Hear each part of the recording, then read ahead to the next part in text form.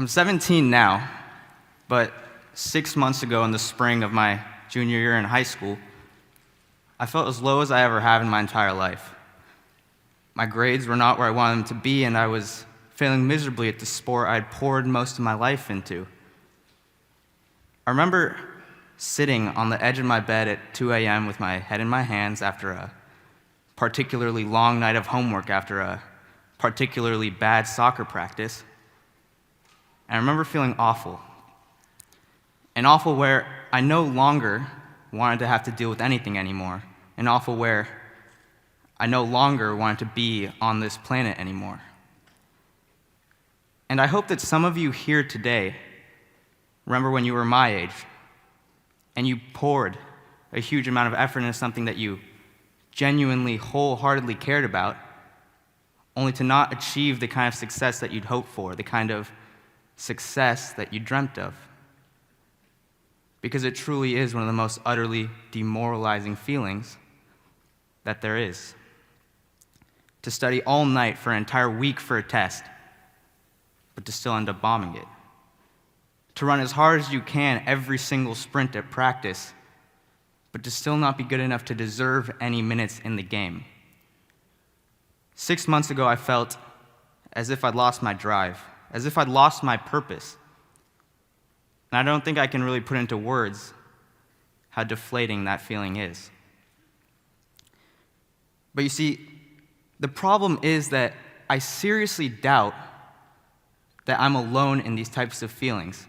Maybe the problem is that everybody, regardless of who you are, where you come from, where you work, the numbers in your bank account, the letters on your report card, your performance in your sport. Everybody, every teenager has had their own 2 a.m. moment. They've sat on the edge of their bed with their head in their hands, heat simmering under their skin. But no matter how hard you turn up that fan, it's impossible to fully escape that frustration. It's that frustration which was tearing at me last spring. 1 in 4 adolescents will suffer from a major anxiety disorder during their teenage years. But the problem for me was that as I sat there on the edge of my bed, head in my hands, life collapsing all around me, in the midst of my 2 a.m. turmoil, my life really wasn't falling apart. In fact, I had a great GPA and was playing for one of the best soccer teams in the state, under one of the best coaches in all of Washington youth soccer. I am and was a high-achieving student and soccer player, but a huge part of the problem for me was that my standards were way out of whack, and beyond even that, the source of my standards was way out of whack. I was only doing what I was doing because I felt that I had to. And that's the reason why I was failing. Failing with my B's, that is. There's a young poet by the name of Alicia Harris who says that the moment you feel as if you have to try and prove your self-worth to others is the moment that you've already lost. But the problem for millions of high school teenagers across America is that our lives are nothing but proving ourselves to others. We live in the most intrinsically judgmental system that there is. Kids are constantly trying to live up to this kind of impossible level of perfection. But inevitably, when those marks don't get hit, kids are left with that familiar, worthless feeling. Now, we do have a number of incredibly brilliant people working to try and reform our education system.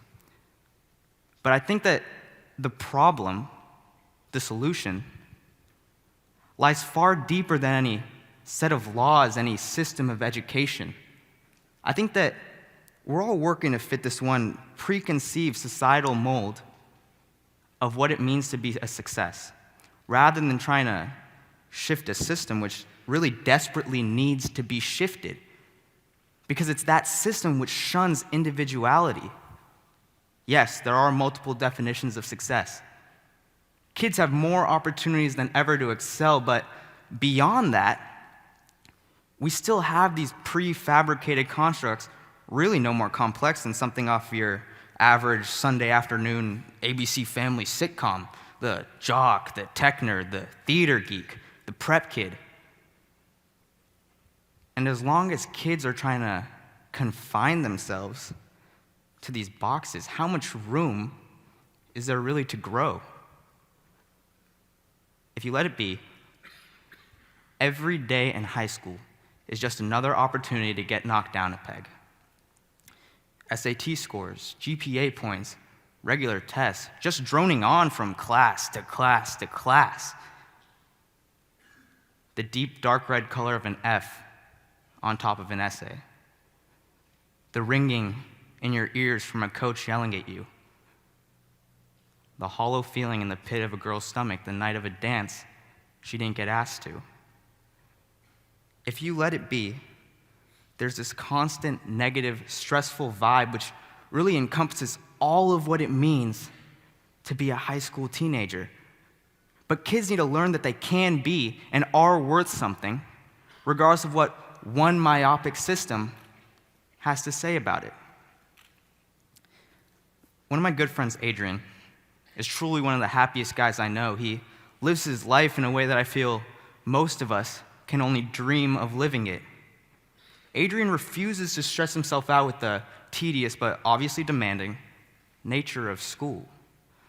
Rather than droning on from class to class to class and pushing himself through period after period, Adrian displays this kind of selective effort. You see, if Adrian is passionate and driven, but let's say only in economics, then the majority of his academic effort is going to be inputted into a statistics course. Adrian is actively engaged in learning the information which he feels is necessary to his life, to his future. Not only is he happy, I would say that he is learning more than the average class to class to class teenager. I would say that Adrian is successful. But we, the general American public that is, we don't see his system that way. If Adrian's GPA suffers due to poor grades in the classes he fails to maintain an active interest in, B in anatomy and physiology, a C in some obscure English class, then we look at Adrian's learning as some sort of failure. We don't see his passionate pursuit of the knowledge he craves, of the life that he wants. All we see is the numbers. We don't see anything but the numbers. Adrian recently scored a 2050 on his SAT, better than 95% of Americans. He's one of the best wrestlers at Skyline High School and in the Issaquah School District. He works part-time at Jamba Juice and practices Wing Chun, a Chinese martial art and self-defense form. How many people do you know that practice Wing Chun? And even beyond all of that, he's one of the most worldly and spiritual guys that I know. Adrian once woke me up from an after-school nap to a 3-paragraph thesis-driven text about dark matter, energy clusters, and why it was absolutely crucial that I know everything that there is to know about these subjects. And even beyond that, Adrian is one of the happiest guys I know because he has crafted his life to the goals that he set himself. I've always admired and respected the guy because he's never been tied down by any goals which he didn't set himself.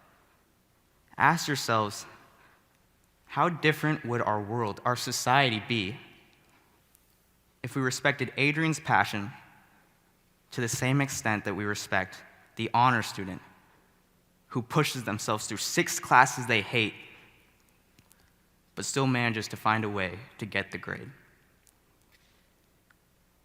Now, I'm not saying that what we need to do is go out and collectively shun all the high-achieving, honor student, varsity athlete, prodigy musicians in our lives. I'm not saying that kids need to take a step back. But I think that diversity transcends even the color of our skin, our faith, where we come from. I think that diversity means accepting every individual for who they are, their interests, their passions, and then holding those interests, those passions, on the same level playing field. I'm not saying that kids need to take a step back, but I think it's time that teenagers reevaluate that it's them who's stepping forward, that it's them who decides where they're stepping to. It's time that we redefine success by completely eliminating a concrete, boxed-in definition of what it means to succeed. And we should start with teens. Thank you.